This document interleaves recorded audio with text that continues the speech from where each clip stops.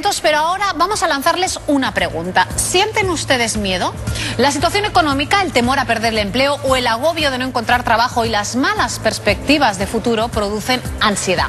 La crisis no solo afecta a la economía de las personas, sino que también produce malestar psicológico y físico. Sí, Sandra, las visitas a los médicos de familia han aumentado hasta un 10% el último año. El consumo de antidepresivos ha subido un 30% en los últimos 5 y los ansiolíticos se sitúan a la cabeza de los fármacos que más se piden a los médicos. ¿Es el miedo una nueva patología?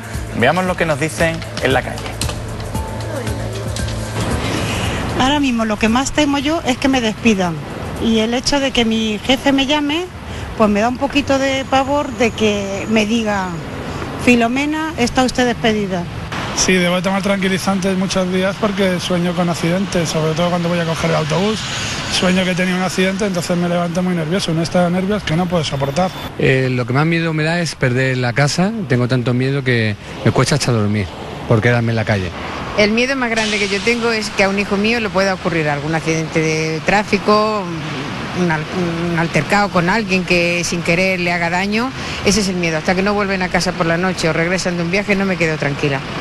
A mí lo que me pasa es que cada día me siento más inseguro de mí mismo a la hora de realizar una entrevista de trabajo por lo que pueda suceder, y porque tal y como está la situación económica puede que no te contraten y tienes miedo de que si te van a coger a otro y eso. Me siento que me voy a sentir sola, sin mi familia, y tengo miedo porque, no sé, mi familia no se va a hacer cargo de mí, no sé, muchas cosas, y me dicen los médicos que me dan medicamentos, que me tranquilice, pero yo creo que no lo voy a poder superar porque me siento muy sola. Pues acabamos de escuchar testimonios de muchos españoles de cómo viven esta crisis, de lo angustiados que están precisamente por lo que ha generado la crisis. Se genera miedo, pero ¿se puede vencer ese miedo? Para ello tenemos aquí hoy a la psicóloga Nuria Molinero. Buenos días. Hola, buenos días. Detrás de ese miedo del que estamos hablando, muchas veces, como decimos, está la crisis. Pero ¿realmente la crisis puede provocar tanto miedo como vemos ahora mismo a estas personas en la calle? A ver, sí, llega un momento que sí lo puede provocar, o lo que hace es acentuar los miedos que nosotros ya tenemos, porque nos va aumentando la ansiedad, hace que la gente cada vez se sienta más incómoda, que vea que lo que tenía a lo mejor más estable lo va a perder, y entonces les afecta, y la gente que es propensa a eso se siente muchísimo peor, es cierto. Nuria, ¿pero podemos hablar del miedo como una patología actualmente?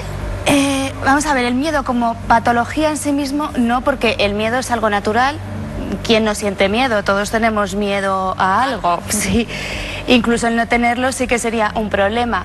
Pero cuando ese miedo es exagerado, cuando se da ante situaciones cotidianas que no tendrían por qué provocar esas reacciones, o cuando es muy mantenido en el tiempo, sí podemos hablar de una patología. ¿Y eso cómo se combate? ¿Con ansiolíticos, antidepresivos? Esa no será la mejor fórmula, entiendo. No, hay que intentar otras estrategias psicológicas que no nos hagan que tengamos que acudir siempre a lo que son las pastillas, solamente dejarlo para casos ya mucho más complicados y donde digamos que la persona no puede responder. Entonces, una de las cosas que se debe hacer es intentar, decir, yo tengo miedo a algo, me paro, voy a intentar racionalizarlo, me cojo un papel y un lápiz e intento escribir qué es lo que me está pasando. Y luego además también comentarlo a alguien, porque la gente se los calla, o sea, lo que hace es decir, bueno, a mí no me da vergüenza contar que tengo miedo.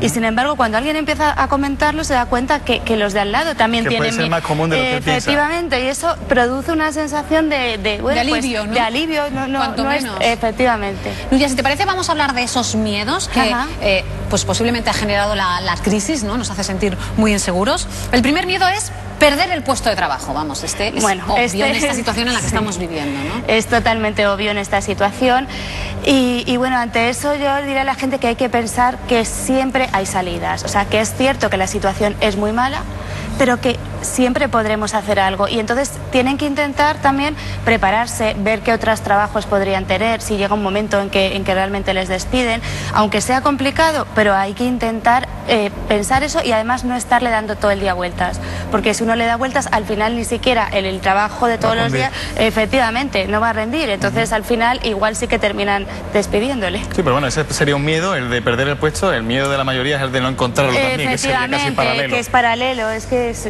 Hay otro miedo muy común, que es sufrir un accidente de tráfico. Y que a mí me llama mucho la atención, he de decirte. Pues es muy... Yo cuando cojo un coche no quiero ni pensarlo, eso, ¿no? Claro. Si subes con ese miedo en el coche... No puedes conducir, o sea, si estás con esa angustia es mejor que no cojas el coche, pero es muy común. ¿Por qué? Porque con el coche la sensación de control no la tienes, porque siempre piensas que puede ocurrir algo que tú no puedas dominar. Entonces, si estás en un estado de ansiedad en tu vida, pues digamos que en el coche esa angustia se materializa. Y es muy común. Y luego además hoy en día también con el tema de los puestos de trabajo, pensar que encima cualquier accidente, una tontería, nos va a hacer... Es una excusa para echarte. Efectivamente, que nos echen o que no podamos, que estés de baja, que no podamos tener indemnización, etcétera, eso también produce bastante angustia. El tercero es perderlo todo y quedarse en la calle, que también efectivamente forma parte, ¿no?, de esa... Forma parte de un poco dinámica de la crisis. dinámica. Uno empieza a pensar, vamos a ver, yo me van a despedir y a partir de ahí empiezan a surgir el resto de la cadena de pensamientos y al final me voy a ver en la calle sin un duro y casi pidiendo. Entonces, lo que hay que aprender a hacer es acortar esa cadena de pensamientos. No dejar que llegara hasta ahí a la calle. Y la inseguridad de los hijos, que es otro miedo. Pero yo entiendo que esto es que unos padres que están estables, que ven que la situación para sus jóvenes, para sus hijos, no tienen trabajo, ¿se proyecta también en ese sentido? Que una madre sufra tanto como el propio hijo a la hora de no encontrar... Yo creo que a veces las madres más que los hijos, sí. Porque los hijos, al ser más jóvenes, tienen la idea de, bueno, esto ya pasará y no va a ser tan grave. Pero las madres tienen mucho sufrimiento, pero bueno, tienen que pensar que han intentado educar a sus hijos lo mejor posible. Que no es culpa de ellos. Que no es culpa de ellos y que al final las cosas pueden salir bien. Entonces hemos de mandar, ¿no, Nuria, un mensaje de optimismo, ¿no? De intentar... Total y absolutamente. Darle la vuelta a la situación, ¿no? Y ver la parte, digamos, positiva. Efectivamente, de intentar superar. Y apoyarse en los demás apoyarse en los demás.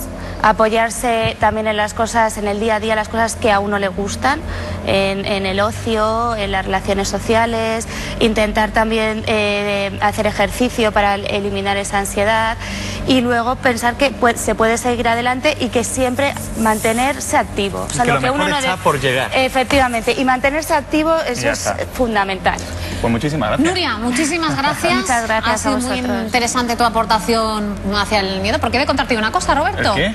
Yo cuando era muy pequeña recuerdo tener miedo a que mi padre se arruinara y perdiera todo y, bueno, se arruinara, vamos, que nos quedáramos en la calle. ¿Ah, sí? Cuando veía yo a los vagabundos o a las personas, a los indigentes, tenía ese... Ya hablaré con Nuria luego. Sí. No, llévatela un ratito, un cuarto y habla con ella. ¿Te da un poco de miedo yo ahora, Roberto? ¿Te da miedo? Bueno, venga. Bueno.